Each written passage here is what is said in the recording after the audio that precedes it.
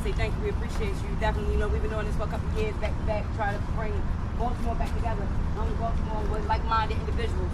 You know, whether it's enthusiasts, whether you ride, don't ride, social club, and just, you know, have a love for it, and, you know, or a love for a person.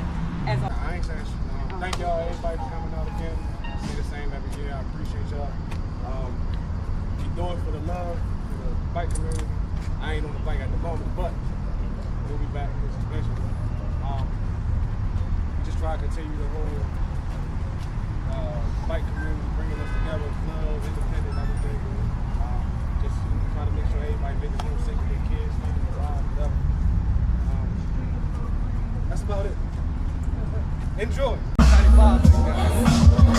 don't want your man, cause I got it like that, man. It ain't even gotta be like that. Your man, he be calling me back. He say I'm fine, and a matter of fact, he asked how. I the Jackie girl, come on my chop. Me not give you the steel, so you better buy back. Hold on till I want all that a gun shock. The panic, that a light up. Here, look it up. What a